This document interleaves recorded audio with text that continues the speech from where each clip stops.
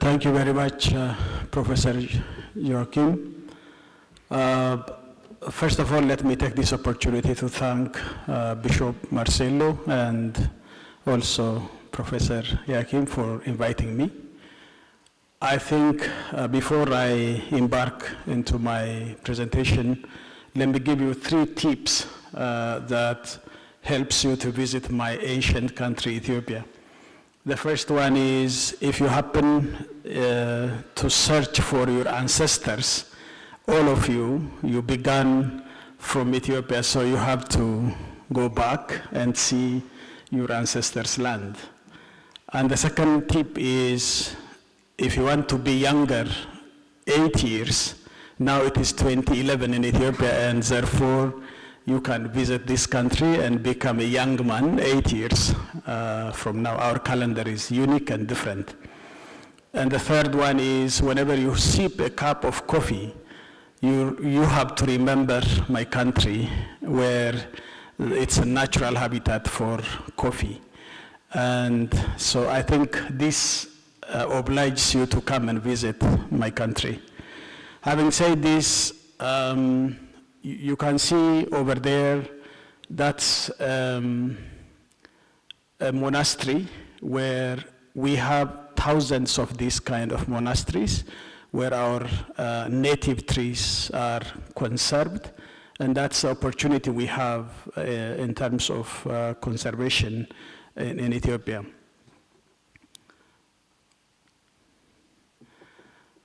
I think I will focus on the policy issues. I couldn't go into the African policy issues because that is a very wide 55 countries, but I just wanted to focus on Ethiopia as an example. The national policy on diversity conservation is one of the issues we have to see. I think Ethiopia is one of very diverse country in terms of macro and microclimate, and it's as diverse as 60% of Ethiopian landmass is mountainous, like it is in Colombia. And we have also the lowest place in the globe, I mean next to Dead Sea, is situated in Ethiopia. So you can see the mountainous country with the lowest place. Out of the 10 lowest places, 2 of them are in Ethiopia.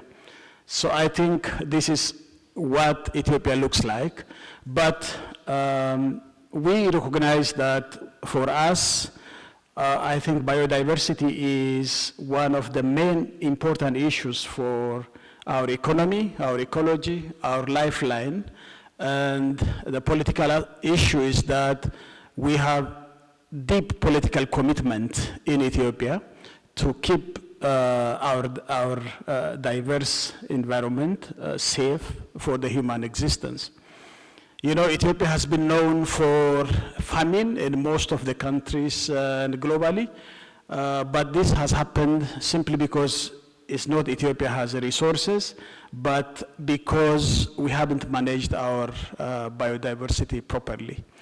And therefore, this is an existential issue for us. We recognized that it is not just a policy issue, like any policies, but an existential issue for the country.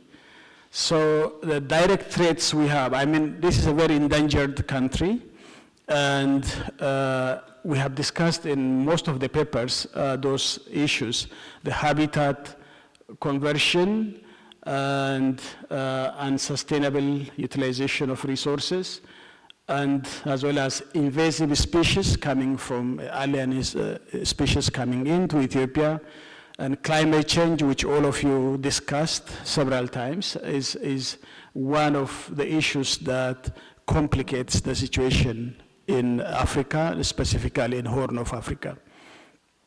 I think environmental pollution, the replacement of local varieties and breeds is also one of the issues. But in Africa, different from other continents, the demographic change which is taking place is so rapid that it has great implications on biodiversity. And abject poverty, again, is one of the areas where we have to look into as indirect threats. And lack of awareness of the people and the consciousness is also a very important issue while taking into consideration for our policy drafting. So therefore, we wanted to work on these basic issues. And again, what does the biodiversity play as a key role in economic, ecological, and social fabrics in Ethiopia?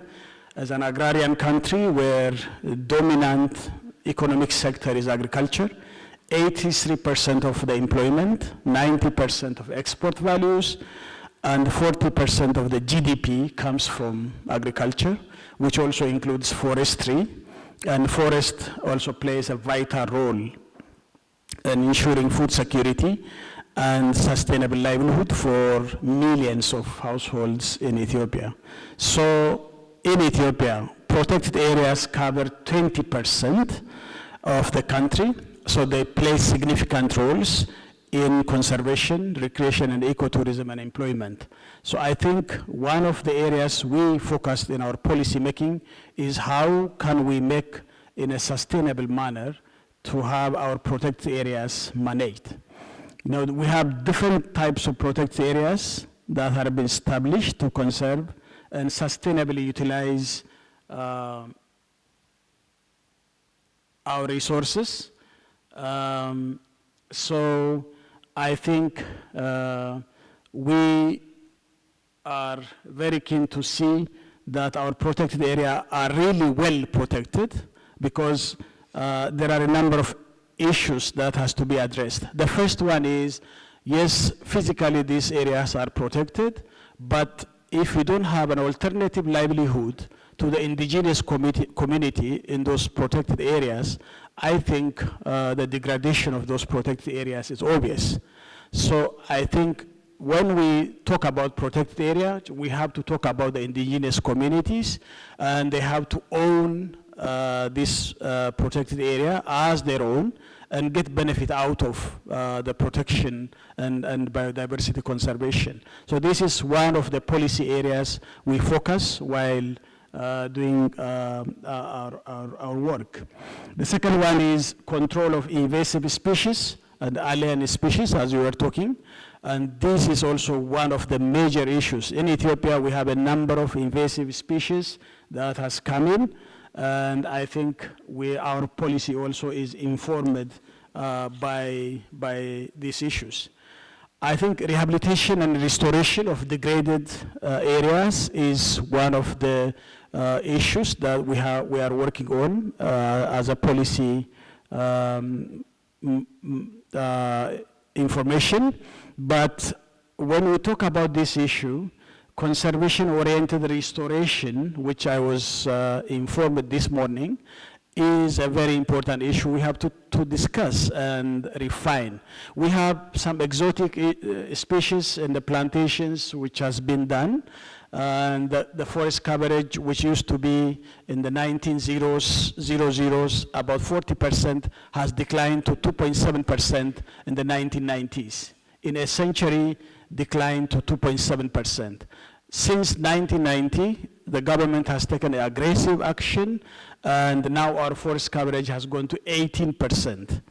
So I think this is a huge achievement. But when you look into the details of this restoration, it is seen that the indigenous plants are so much lacking. So still only 2-3% of different kinds of trees that are being planted, but we have to work on how to bring native trees plantation, and this needs some kind of support in Ethiopia.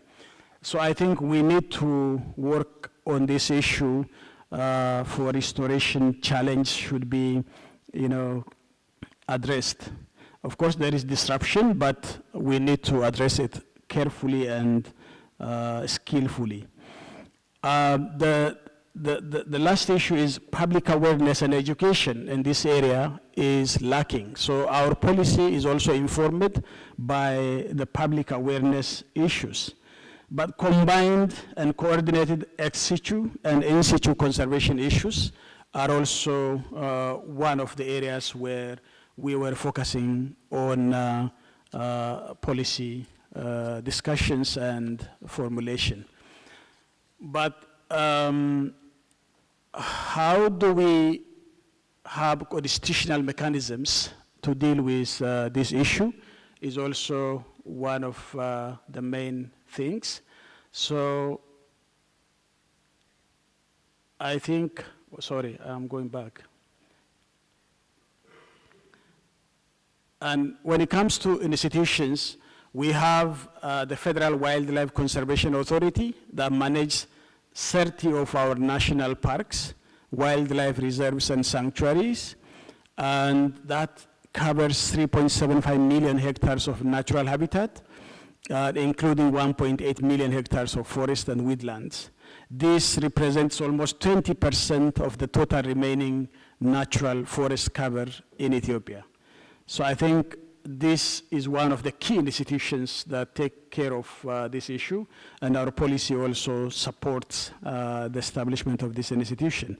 The Ethiopian Biodiversity Institute, Ethiopian Wildlife and Natural History Society, and regional parks authorities, and botanical gardens and zoological gardens, that is done by Addis Ababa city mainly, and also regional cities and universities at this moment.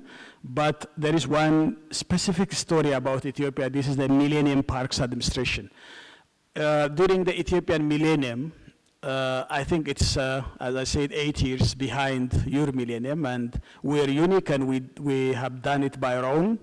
And by this time, the Ethiopian public has discussed on issues of existential threat for Ethiopia and its population because of biodiversity loss.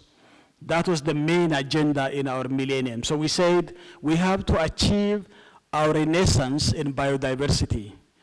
We have to come back to our own initially existing. So we said, we have destroyed in the past millennia, and we have to restore it in the second millennia. That was the message that every Ethiopian population has discussed, and every village and town has established a millennium park. We call it a millennium park. That is managed by the community and each village, owning it and focusing on indigenous trees. So I think this is one of the movements that has been launched during our millennium. And if you see this map, you can see, I think the dark green is the area where we have national parks. And we have areas where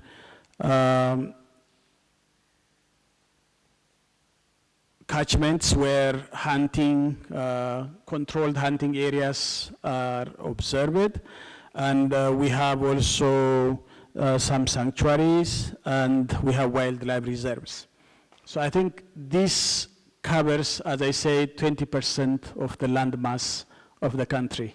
So you can see along the Great African Rift Valley that this is a very fragile ecosystem, and I think we have to focus on this Great Rift Valley of Ethiopia. I think this is where we have lakes and our natural resources should be preserved.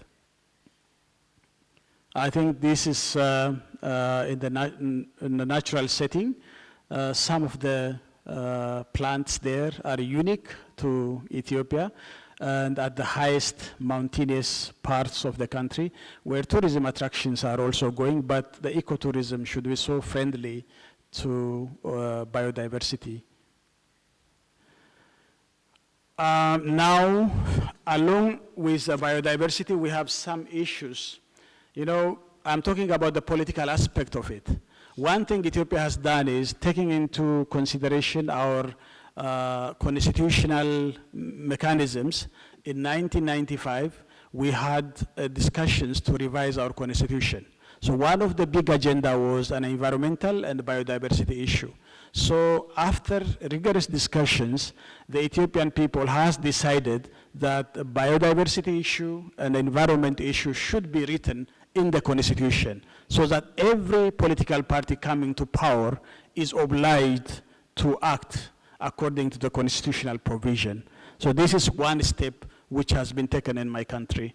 The second one is our environmental policy.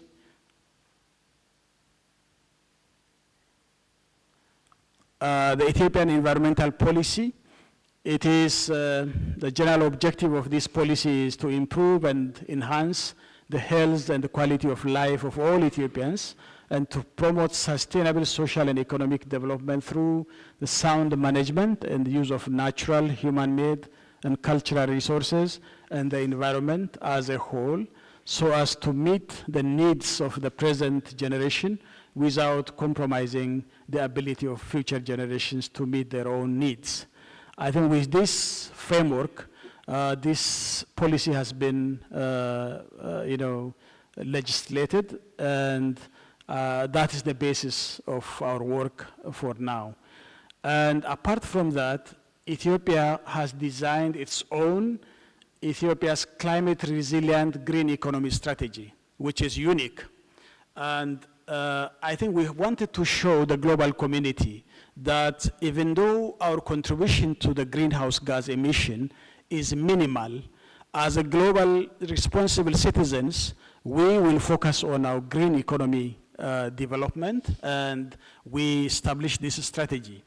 And again, this is simply to show that there should be a climate justice, and we are fighting as Africans with one voice for the climate change issue, which the global community, especially the United States, is backtracking from the Paris Agreement at this moment. So Africa is the most hit continent by the climate change, which is not our making. So the global community has to understand and support us in such a way that Africa shouldn't be extinguished from this world. And that responsibility lies on us as responsible citizens, but also the others should respond. We are throwing a moral responsibility to the wealthy countries that if even we poor countries are doing this, then they have to morally be responsible to save this globe. So I think this way we are speaking with one voice as Africans to engage with the global community in climate resilient green economy strategy be designed, and the greenhouse gas emissions should be reduced to the necessary agreement we have made in Paris. So we are focusing on climate smart agriculture and livestock production, and climate smart forestry, which we all know. I don't need to explain all this. And clean and green energy, mainly from renewable sources, and also green buildings, industries, and transportation. These are our 4 pillars which we focus on our economic strategies. I think this is one of the examples, which is a city light rail transit, which is electric driven. And so in order to reduce the gas emission, and we have a number of that kind of projects. Even the forest sector strategy, we have diverse forest resources, including high forests and woodlands, and there are a number of issues that this happened. So as I said, our forest coverage was 40% in 1900, but now declined to 1990, and now it is 15% in 2015. It has increased now in 2019 significantly. You can see how our forests are destroyed. You see the wood provision is one of the main issues in conservation, and honey and others are the products of our forests for livelihood for local communities.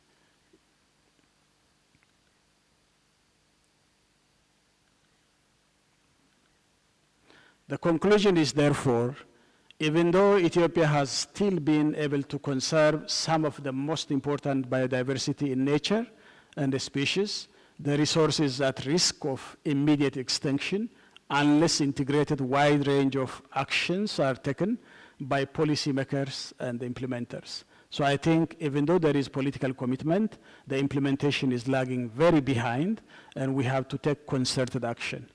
The policy programs and actions recognize the immediate need and are acting in concerted effort to alleviate biodiversity degradation.